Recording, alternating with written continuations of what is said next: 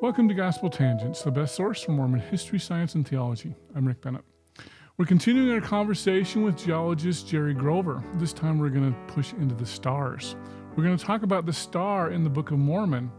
How can that be explained? Because when the sun went down, there was no darkness. So we're going to talk about that with Jerry Grover. You won't want to miss this conversation. Check it out. Is it okay if we shift gears a little bit? Sure. I know I talked to you a little before. When Jesus was born, the sun went down and it was still as bright as day. So it went, and then the sun came up and it was still bright. How would we describe that event?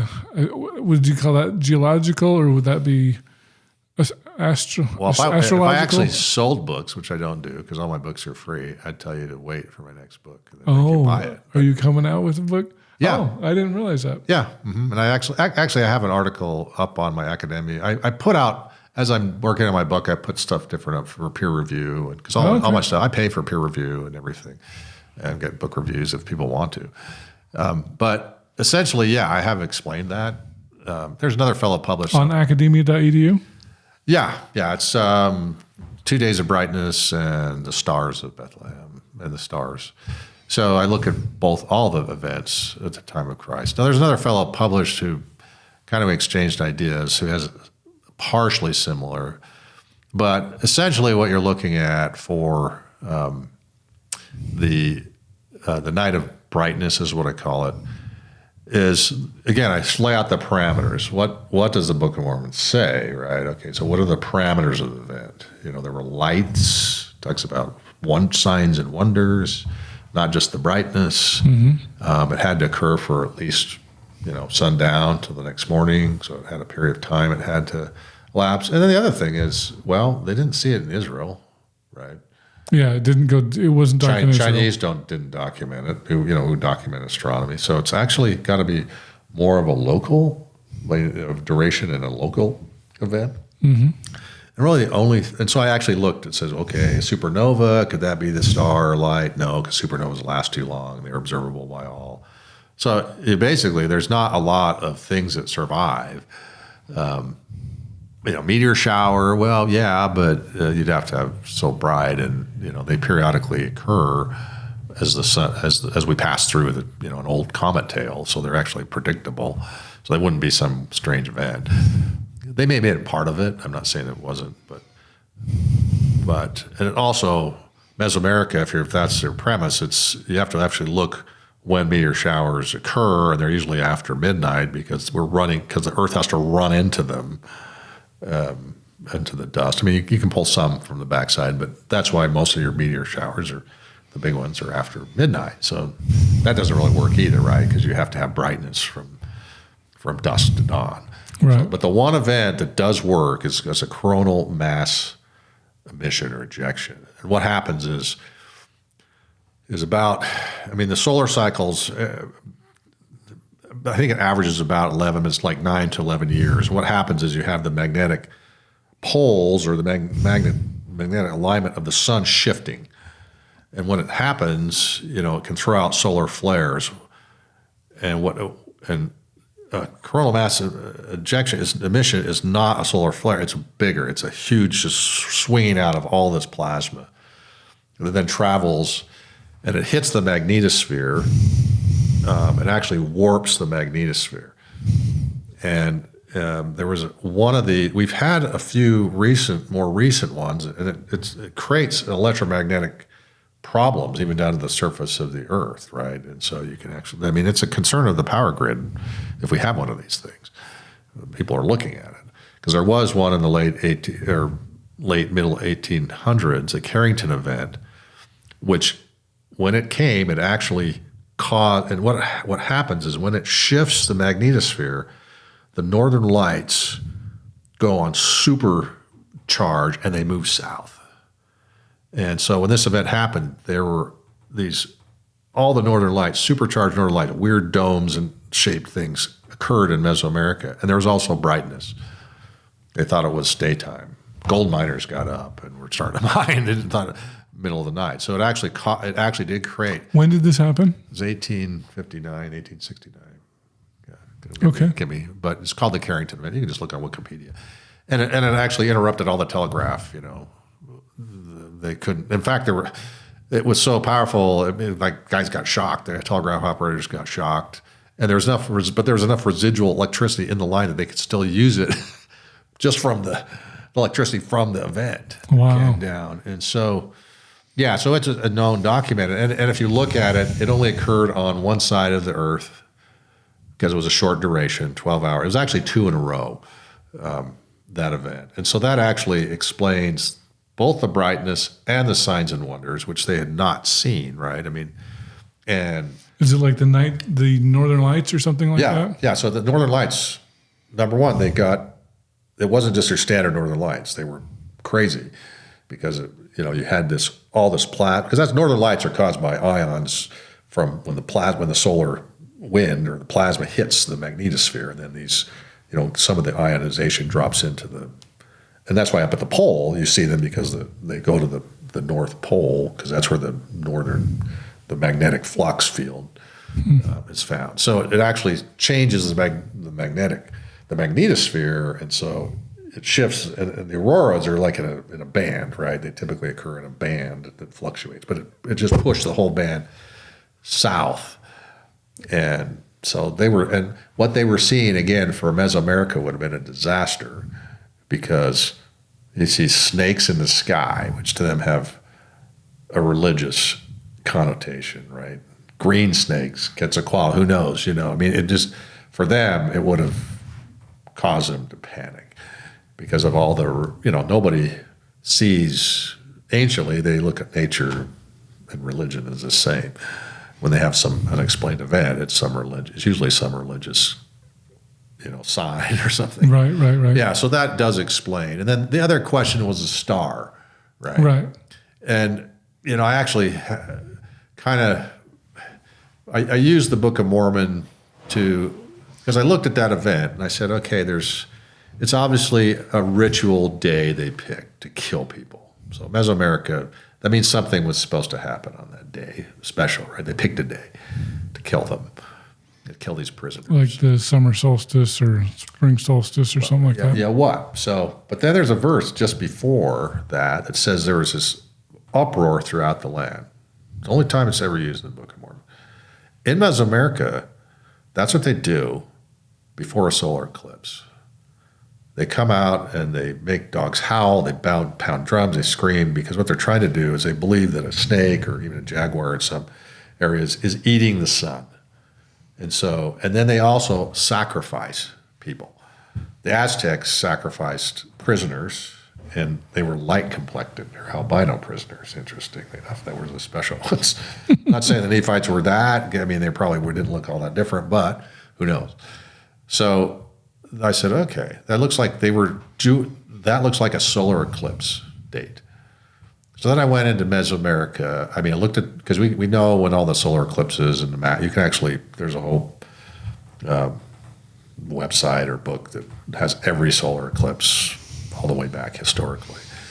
And interestingly enough, there was in Mesoamerica, and we know Christ was born before 4 BC because that's Herod died. We know when Herod died because there was a lunar eclipse. Josephus talked about it. So we know it was prior to 4 BC. And in 6 BC, there was a solar eclipse that rose. The sun came up in eclipse, which is extremely rare. And again, if that is the date of Christ's birth, again, you have these snakes in the sky, which they believe eat the sun. The night before, it's all light. The sun comes up half eaten or almost fully eaten. I mean, it would have been catastrophic for them religiously. The other thing is, as far as the stars, you have everybody, I mean, the people of Mesoamerica, presuming that's where it happened, saw a star of some sort, probably a comet. But nobody in Israel saw the star, right? Herod didn't. Right. The Magi. But the interesting thing is that solar eclipse that came up in Mesoamerica in solar eclipse, it set in Persia in partial eclipse at sunset. So it's kind of an interesting. And This is 6 BC, you said? Yeah, and they believe in Mesopotamia that's the rising of a new king or the death of an old king. The eclipse is associated with that. So it kind of matched. Well, so then the issue of the star is, okay, so what is this star? People have said it's a comet. It's like, well, nobody saw it, right? Even the songs are wrong. When it says, oh, the shepherds saw the star. Like, no, the angels told the shepherds where to go. They didn't. No, and so there's a guy named, astronomer named Molnar who wrote a book, The Star of Bethlehem, and he basically said, what I'm going to do, I'm going to take the astrological beliefs of the Babylon, where they would project astrologically dates of birth of divine kings, and he did that and says, hey, there's one day that's like 1/10 out, one almost never occur, where everything's right for a birth of a divine king. And it's the same date as that solar eclipse. He didn't even know about the solar eclipse. And so his projection, and he said it's basically Jupiter was a star. It had an occultation. The moon went in front of it. And then I went on and actually looked at there's software where you can go back and look at the night sky on any date anciently.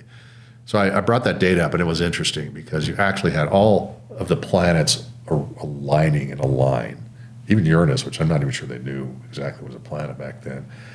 And that's the prophecy from Numbers, where it says a scepter will rise over Israel when Christ is born. So there's just a lot of things telling me that date is probably the date. And then if you use that date chronologically, that's what my book is about. You'll find it matches the Mesoamerican battle date, where you would expect, and it also matches the departure from Jerusalem. So it actually kind of solves all these problems that.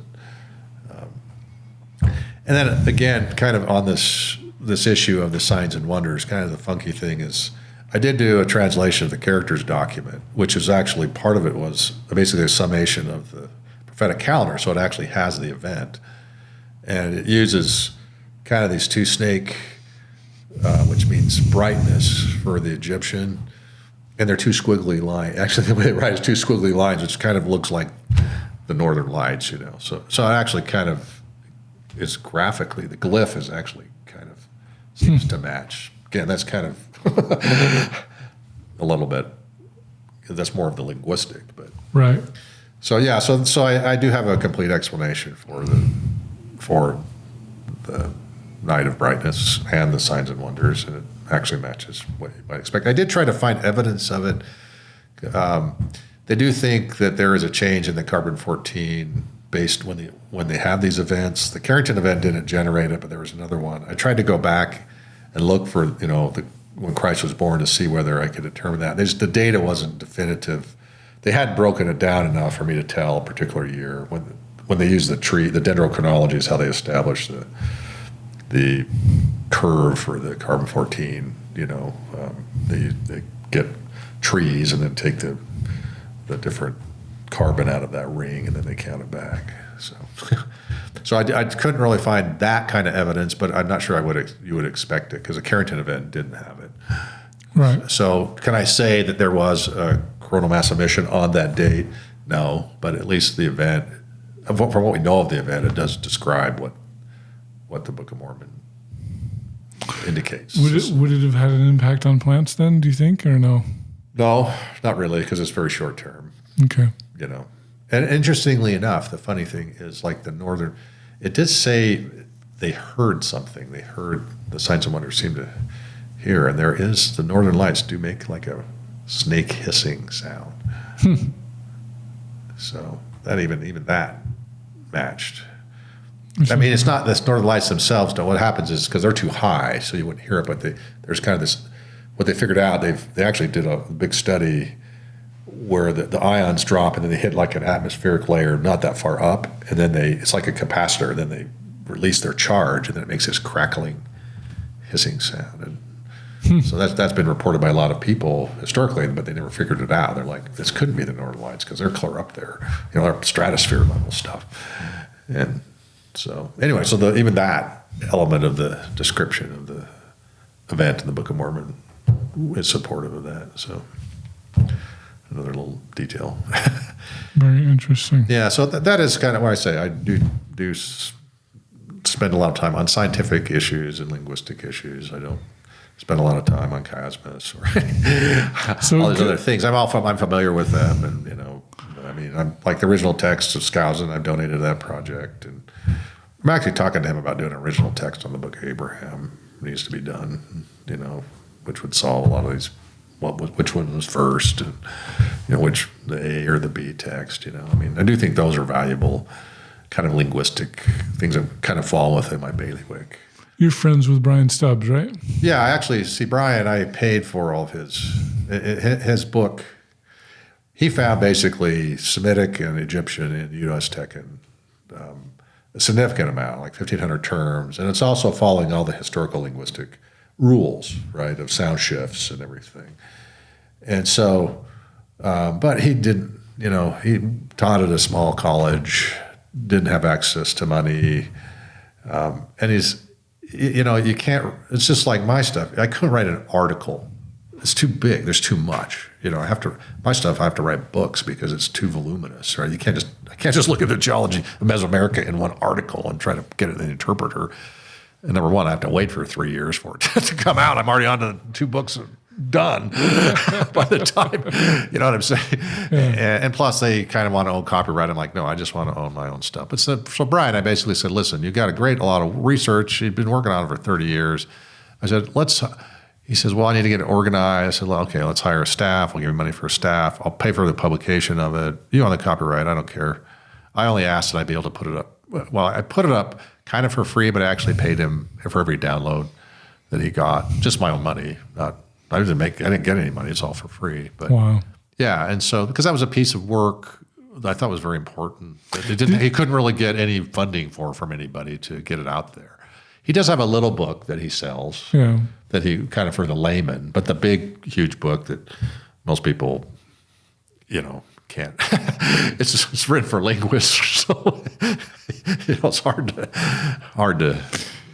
So that's like some research I sponsored and published, and that's on my website. Anybody can look at it and download it. And I've had a lot of downloads of that one. Did you see my Brant Gardner where he critiqued, he mentioned you, I guess, but he also critiqued Brian Stubbs? Yeah. What Brant was saying was it's in the wrong place because he's saying the Miche or Zoke really, they're kind of the same language, but the Zoke, it shows that they came up into the Book of Mormon, the Grijalva, Chapati Corzo, and I don't because he puts the Utos. It's like the Ute Indian, right? It's like Southwest United States. Well, there's 2 things he said. It's in the wrong place, but Brian didn't say that.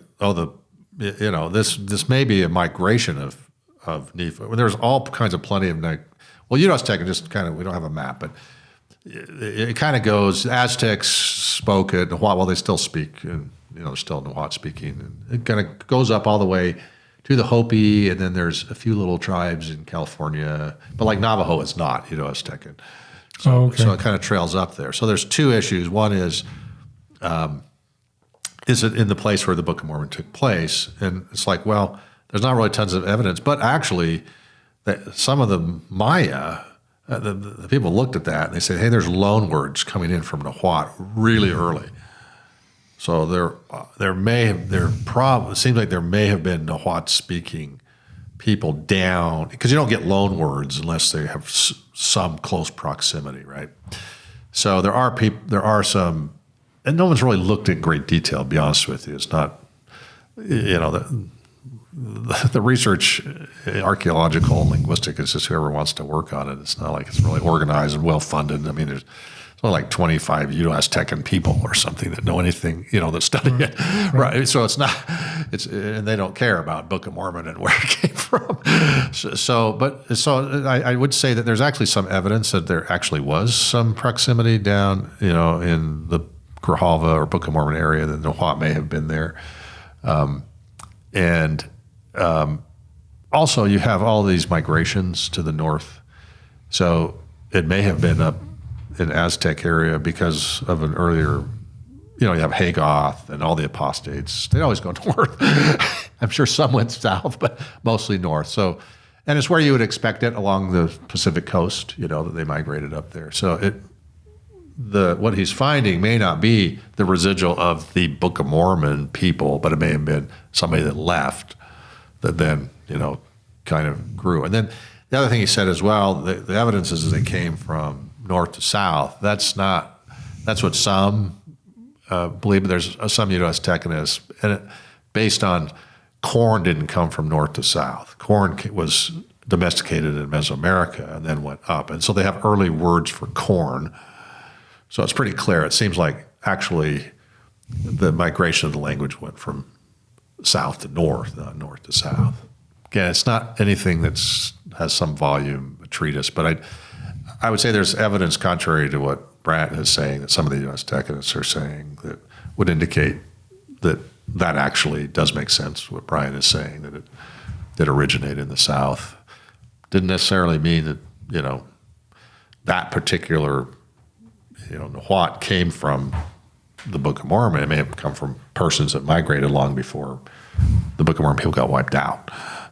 Does that make sense? What I'm saying? Yeah. So I would say the jury's really out on that. It's not unanimity. And in linguistics too, it's kind of an art form. It's not like physics or something. There's people proposing language families. But the reality is, I think the evidence is pretty obvious. There's a correlation. There's an infusion going on. And whether it, and I haven't published anything, but the other thing is I kind of went through Brian's work. It was interesting because like the Egyptian, a lot of the terms are really related to like Aztec religion, what ended up being an Aztec religion, either God's names or the sacrifice, like flint and day names. So it's almost like it's a little subset. The Egyptian was not like a lingua franca, I don't think. I think maybe it was just a priestly type, used by only a certain class of people, perhaps. Again, this is kind of my little look at it, But I did find the interesting thing is, again, I did this book on the characters. The interesting thing is the characters document it's basically the last part of it. The first part looks like it's basically the preface of the Book of Mosiah, but the other is like part of the prophetic calendar. So it has all the dates, but it also, the way in both of the sections, the way it has calendrical markers, which match the way that the Maya did their day counts. I mean, you have a distance number, and then if you take the glyph for the distance number, it's like this funky H thing in the characters document. You can find it in the corresponding Maya glyph as an infix glyph. Same they have a posterior date indicator glyph, and you can find that same calendrical marker in the Maya glyph. So there's obviously some loaning going on into the Maya of certain elements. And then I took those words, and some of them were the same ones that Brian had identified as, being Semitic. So I do think there's some other correlation. It's in my book, but I haven't really, maybe Brad hasn't read it. I don't know. But again, Brad does different. He works on different stuff. As he said, he's not really, the geography just does, he's doing other things which are very valuable, I think. Right. But I don't agree with everybody that does research on the Book of Mormon. It's not like we all get together and say kumbaya and right. Hum together or something. And it's okay. And obviously, sometimes I publish something, somebody points something out. Oh, maybe I was incorrect. I mean, I'm not so egotistical. I won't, I'll defend something wrong just because I said it. Right. I mean, so far nothing, but. Well, I know you're not a DNA expert, but that's one of the big things for the critics. You're a geologist, but do you have anything to say on that issue? Well, let me go. You ask a question about volcanoes in the Book of Mormon. So let me answer that, and then I'll segue into it. Okay. Although I do think there is a volcano identified in the Book of Mormon, Sherazah, because Sherazah is derived from a biblical name. Okay. And that biblical name is not Hebrew. It's from Zen. It was loaned into the Bible from Zen, and it means Prince of Fire. And that's exactly in Mesoamerica what the god of volcanoes is called. And Shahuitel, that's actually one of the words that Brian identified. So I do think if you look at the names, okay, now Matt Bowen published something which, when I did the characters document, I knew the Lamanite glyph, but I could not figure out where it came from, the Egyptian. It's like, I don't know. I mean, I know that's You're what not it is. an Egyptian expert? Well, no, I am. I mean, I do know Egyptian, but I could not find it. Like I did find everything else in her Right. writing, because I was looking for their proposed meaning of layman that the Book of Mormon and Monomasticon had done. Well, Matt Bowen came out. He says, no, it's actually from Lamon. I can't remember the Hebrew, but it means unbeliever. Unbeliever? Yes, layman means unbeliever. It does? And I actually found that in the Egyptian, that actually matched. I did find it in the Reformed Egyptian, the one. But that's the interesting thing. So when it's talking about Lamanites, I mean, I'm not talking when they first came, right? You had this family, and they talked about it early, that they just, we're calling all these others Lamanites. Well, it ended up being Lamanites, just unbelievers. So you can have everyone's always looking for this tribe that has derived from. I think you're really looking at, they mix with the population, very small group. I mean, Sorensen has them at 24, if you calculate, and that's another thing. I mean, the numbers in the Book of Mormon, I have a whole book on the numbers in the Book of Mormon that you find. Like the number 24 it's a founding number, and it's a destruction number. You have the 24 plates, you have 24 families, Jared, first king, 24 sons. So you actually find these numeric things, which the Hebrew really got into. But now I've got off track. So let's see, what was Layman, unbeliever. Oh, yeah, right. And so really, when you're looking at, I'm not saying I'm a DNA expert, but the reality is Lamanites are not. That's not the definition. It's not a genealogical DNA, ancestry.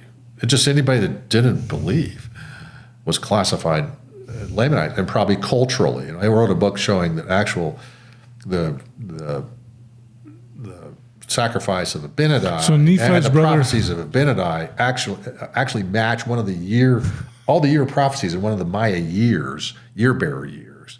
So it's really, when they're talking like Lamanite, it's just like Maya culture, unbelievers, that's a Lamanite. Doesn't mean it's genetic. And in fact, I think it's kind of curious, because Mormon talks about him being like a pure Nephite. It's like he's the exception, right? Maybe he shows some link to the earlier families. So what I'm saying is it's a different take, because I wrote a book on all the names in the Book of Mormon, kind of explaining how all the Jaredite names look like they're just constructed. They're using Sumerian etymology, constructing it in a Mesoamerican name, the way they would structure Mesoamerican names, and all the names mean something. They're metonymic.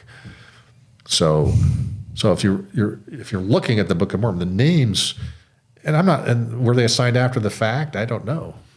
I mean, like Nephi, Lehi, anything with a high had plates, and that means alloy. High means alloy in the Sumerian. So some of the names I think are actually constructed in Egyptian, Hebrew, and in Sumerian. They actually can mean they're very complex. And the glyph forms, like in the characters document, are super fascinating, because they can actually mean different things, like Mosiah, son of God, that's what the Egyptian has. But it can also, in Benjamin, right hand, left hand, is like meme in Egyptian. It actually can be read backwards or forwards. So there's funky things going on. And that's what the Maya did. We know the Maya did that. They did all kinds of weird artistic funky things, and substitute head variants, and there's 3 different glyphs could mean the same thing. And so, there's parallel structures, and like you see in the characters document, it has like some parallel mirror images. And so I think kind of the whole relating to the whole DNA thing, number one, and that's the thing the characters document said, is it actually said that 20,000 people fled with Mosiah. That's it. So you're looking at a very small population. Of course, the critics would say, oh, you're just going from all the hemispheres to the smaller models. Like, I don't care about any of that. I'm just looking at what it says, I mean, it's pretty obvious it wasn't in a big area. I mean, they walked, I did a book on the land north where it's like, well, they weren't going that far. And so what I'm saying is you had small population, you had people getting wiped out half the time. And so I don't know what you would necessarily expect. The other thing is kind of, because I regularly... Well, let me go back here for layman. I just want to make sure I'm understanding that point, because you said layman means unbeliever. Yeah. And so There's an article by Bowen. Matt Bowman? Yeah, Bowen. He's a professor at BYU Hawaii. And he writes a ton. He wrote a Bowen or Bowman? Bowen, I think. Bowen. Bowen. I think is it, yeah. Okay. Because anyway, just look at, he's on the board of editors of the Interpreter. He's on the editorial board, so you can just see his picture up there. Okay, because I mean I can see two groups that don't like each other. Oh, you're just unbelievers. You're ex-Mormons or whatever. Yeah. And kind of like some of the podcasters. But I can say, well, they're the unbelievers, but you know, Nephi had a brother named Laman. Was his? If we have these people that are unbelievers, and then that got transferred back to Nephi's brother, are you saying that it could have worked that way, or are you saying that Nephi really had a brother named Laman? I'm not saying anything. I'm just saying. I think there's. I'm not. Then you'll call me an ex-Mormon or something. But well, we're all ex-Mormons now, right? Now that I'm on your podcast, I'm now exposed. But the reality is, no, that's a good question. I've thought about that a lot. And the other thing is the other thing I thought about also in relation to Brian's work is you don't see what you would normally expect from historical linguistic changes of the names in the Book of Mormon. Okay. So you have a Noah of Jaredite times. You have a Noah, thousands of years. Names are more resistant to change, but they do change over time. So it's like, why are you not seeing that with the names? And so you're saying the names in the Book of Mormon should change? Well, you would expect more than they were. You would Nephi here, Nephi. I mean, if they were phonetic, if they're purely phonetic, right? Now, if they're glyph forms, that's different. You may have a glyph form in the Reformed Egyptian that really doesn't have phonetics in it, maybe just more logographic, then you can pronounce it any way you want. It still has the same meaning, right? So it's not really phonetically driven meaning. So it could be, if you do subscribe that, okay, these are metonymic, meaning that the names are described, which we know that's actually true for some because it says the such and such is interpreted to mean this, right? That's found on some of the word names in the Book of Mormon, place names, that kind of thing. So we know they mean something because he tells us that's what some of them mean. So if you subscribe to that, then yes, that's the question is, okay, was that name assigned after the fact? Yeah. And I think evidence is probably that's the case. Otherwise, maybe it was prophetic, right? But I'm like, I don't think Lehi, I'm going to name my kid Unbeliever. Do you know what I'm saying? I mean, that would be kind of a bad deal for life when he was already. I mean, because I've heard, Jacob supposedly means deceiver, and he deceived his brother. And they changed it to Israel. Exactly. That's what I'm saying. So you do have after the fact change. I'm not trying to be a heretic here. There is some examples. So I do think that's possible. It's also possible that maybe in the interpretation, so they're looking at the glyph form and the interpreter when it came through the interpreter, because you're looking at 1,000 years. We know the Lamanite, Nephi, there were different languages. And the early languages, Enos saying I had to learn the language of my fathers, even early on. It's like, it's not the lingua franca. Something else is going on with the languages. And so, Alma said, well, Liahona means this. He had to tell him. It wasn't obvious that it meant compass, right? So they didn't know. So it's telling you some things have changed. And so essentially, yes, you're looking at probably, now whether it was during their lifetimes, maybe some of them could have been like, and that's not atypical in some of the Native American where you actually get assigned a name later in life or the time that you make your passage into manhood or something like that. So you're given a name and then it's changed. But I think a lot of them are part of, because these are oral traditions where they're telling these stories. They may have, they're written, but they're telling these stories for their teaching of their scriptures. And so the name itself may have, been part of the story or the meaning or of this the point they were trying to get across. Does that make sense? Yeah, that does make sense. Yeah, so I do think that's probably a good possibility that they were assigned at some point in time after the. Now, you're kind of agnostic as to whether Laman really was Nephi's. Well, he had a brother, but was that his name? I don't think so. I mean, the other thing is, the interesting thing is that glyph.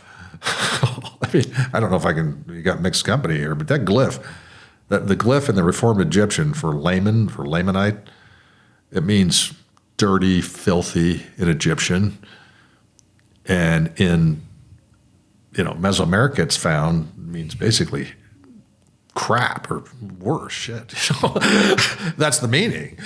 So no doubt when the Lamanites say, these frickin' Nephites call us the crap people. Dirty. Yeah, well, no wonder we hate their guts. Yeah. You know what I'm saying? And that's the whole thing about, I'm not going to get into racism, Book of Mormon or ethno, but it's like, hey, people are like, oh, Book of Mormon should, it's like, listen, if you have these ancient peoples, you would expect they had super bad prejudices. And they weren't all righteous either. Most of the time they were wicked.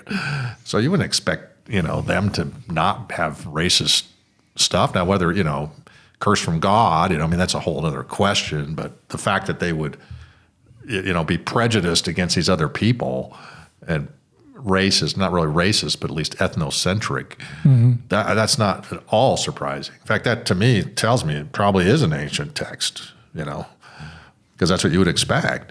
And especially from Hebrew tradition, they didn't really, outsiders were not like, you were supposed to marry them, right? So that's what I'm saying. So it's a little different take, It's interesting. Yeah, and in fact, that's like one of the themes that Mormon's trying to point out. It's like stripling warriors, look, they're righteous. Samuel Lamanite is righteous. You guys are all freaking wicked. Lamanites are. He's like basically trying to say this is something that you need to. It's a principle he's teaching is to not be that way. Now, yes, there are examples of it. I mean, some's cultural, like the darkening of the skin. I mean, I wrote that in a book too. I mean, the Order of Nehor, there's actually the Maya, as part of their initiation or purification, they would just paint themselves black and put a red mark on their head. And then later, for 3 months later, they would wash it all off to be pure. So I do think, when it talks about pigmentation, like the skin change from lightness or darkness, that's probably a cultural phenomenon, at least that portion of it. It's not really, skin color. It's just it's representing the different cultures had different practices for skin coloration and stuff like that. So, I mean, I didn't write a book on that, but those are kind of, I do think, again, the Book of Mormon to me, although the things that people used to attack it, I'm like, actually, that's kind of verifies what I would expect, meaning you don't view it as an attack, it's actually a support for the Book of Mormon. Not like I say, I don't care about being an apologist. I'm not out there, trying to do fireside. I don't care. I do my own research, I have my own ideas, publish it, people can download it, it's free if they want. I'm not out there engaging with, I put my stuff in ex-Mormon Reddit or whatever if people want to review it. And my peer review, I just use it non-LDS often where I can get them and pay them to do it and blind, because I'm interested in just getting, feedback. Yeah, even negative. I mean, sometimes you have to pick through all the F word and stuff.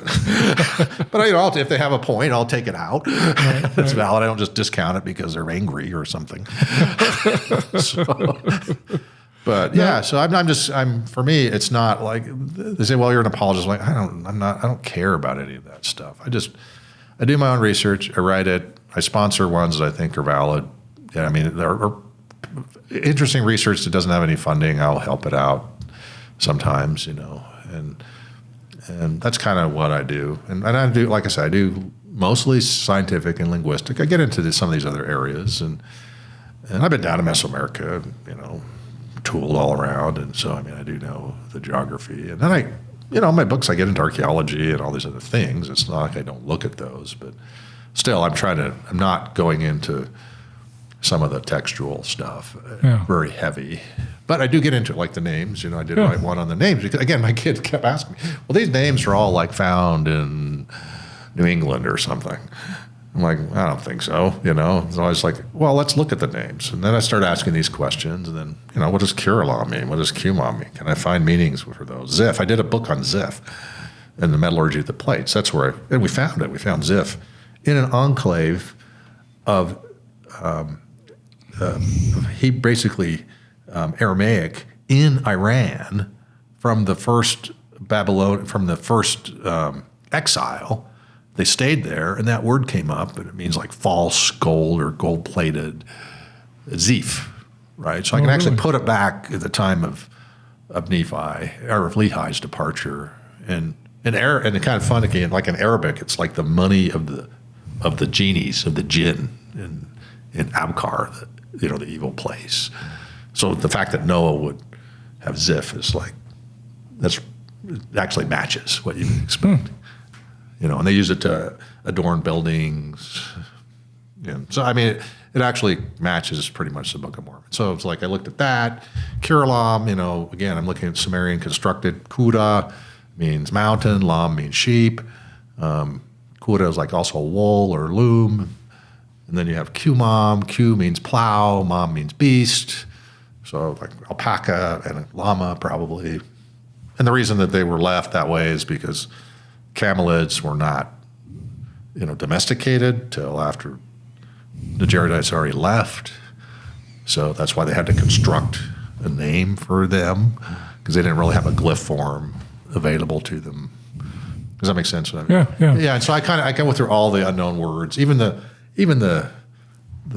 weight. Well, they call it the money system. It's not a money. It's really just their commodity exchange. So they just put the main is measure of grain, but like a limnah, for example, if you lay out the system, that's 7 measures of grain. Well, La in Sumerian is measure, imnah 7.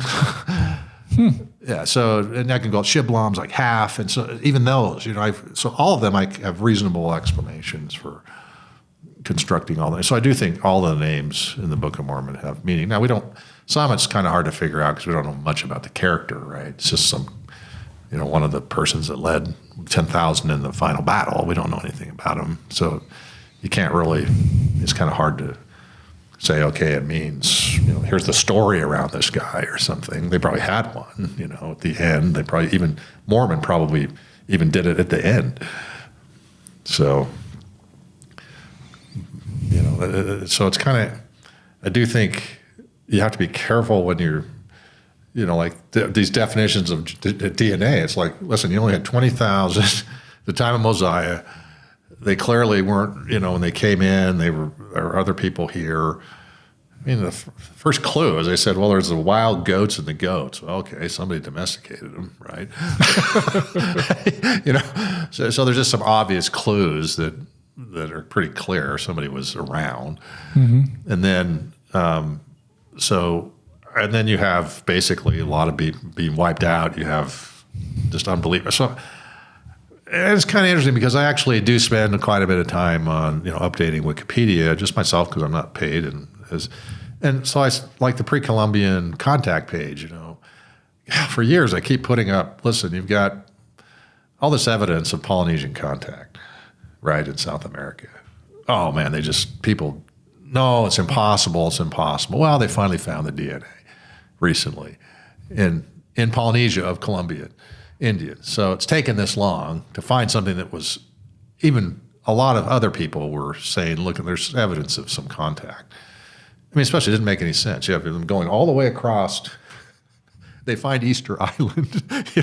They're able to get to all these little islands, and somehow they miss South America. I mean, it didn't make any sense, that they would not be able to find South America with the Polynesians. So I guess what I'm saying is, a lot of people say there's no DNA evidence. I'm like, well, maybe wait. I'm not sure. You've got to sample in the right populations. You have to sample pre-Columbian, honestly, contact, because some of that's been, because of the intermarrying, the genetics past that is polluted by European blood. So you've got to find some mummies or something that was pre-contact, right? And so it's not all that easy.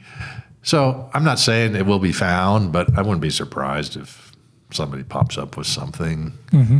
But again, I don't, you don't want to make stuff up. I mean, that's part of the problem with kind of some of what comes out of the Heartlanders a little bit. They kind of like take something and then kind of extrapolate. You still have to stick to this. I try to stick to this. I do stick to the science. Right. Although I some of the critics say, well, the consensus of the science. I'm like, listen, that's a religious and political term. Scientists don't do that. Unless, there's somebody global warming, the consensus, 98%, And they always say, well, 9 out of 10 people use Crest. I'm like, well, I'm the guy that uses Colgate. I'm sorry.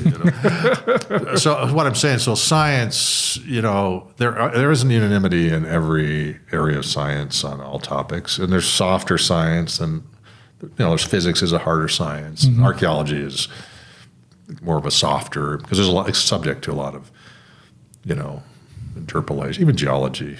I kind of did say that in one speech I gave, is that archaeologist is just a geologist with a lot of imagination. That's funny. But so the DNA answer, I guess I don't know that I'm the expert to provide it, but I do think there's to say that we know everything. The jury's out for you. Yeah, meaning it may be there, we just haven't found it. It may not. Maybe don't expect much, or meaning there wasn't that many that went. There wasn't an initial population that was very large that came. And then again, there's all the other arguments that we don't really know their DNA and all that kind of thing. I agree with all those too. But again, it's not something I've taken on. I do think it would be interesting to, and that's the other problem is you can't even do DNA sampling of pre-Columbian bear, because they don't allow it because of the Native American, the protection of Native American. It's very difficult to even do that. So, like Kennewick Man, I don't think you could even sample that now, Yeah. Right. Unless the tribe says okay, right. but a lot of them don't, and so you have to. And I'm not saying that's bad. I'm just saying that's just the reality. It's just tough to do if you're a scientist. Yes, yeah. So I'm not saying to do it. I'm just saying that may be an inhibiting of getting data that could actually figure out maybe some things. So. Well, cool. Can you remind people where you can download all your stuff? I guess academia.edu is one place. Yeah, I have everything's up there. There's a website, www.bmlsl. SLR. Yeah, it's Book of Mormon Science and Linguistic Research. .org. Okay. .org. And there's videos. And Brian Stubbs stuff, I've got all of his publications, not related to LDS, anything. So I've got kind of a whole page where if you're interested in his work, you can download the full book. You can download all the reviews that have been done. It's kind of like a one-stop shop for Brian's stuff, if you don't like mine. So cool, very cool. The one good thing about my stuff, if you don't like it, it's free, so you get what you pay for. Cool. All right. Well, Jerry Grover, I really appreciate you for being here on Gospel Tangents, and appreciate you talking about geology in the Book of Mormon. Yeah. Wow. Thanks. It's been interesting to talk. Yeah. And, not really a plug for Gospel Tangents, but I do think you're an excellent podcaster because. Oh, well, thank you. Well, you're not just like trying to prove all these points, and it's not about you, right? It's about the topic or the person. Right. It's just that's what podcasters should do, which I don't find many of them just do that. So. Yeah. Yeah. All right. Well, thank you very much. Appreciate it. Okay. Great. Thanks. I hope you enjoyed our conversation with Jerry Grover, the author of Geology in the Book of Mormon. In our next conversation, I'm excited to introduce Adam Stokes. He's the author of 3 books that we're going to be talking about, and he's also the first Black apostle we've had on Gospel Tangents. I'm Adam Stokes. I'm an apostle, elder, and quorum member for the Church of Jesus Christ, the Assured Way of the Lord. That's a really super huge title. There's a whole history behind that, which we'll probably talk about at some point over the course of our time together.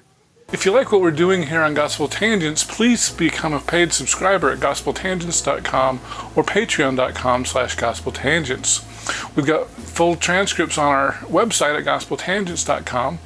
And if you'd like to check out some of our other conversations, click over here. Thanks.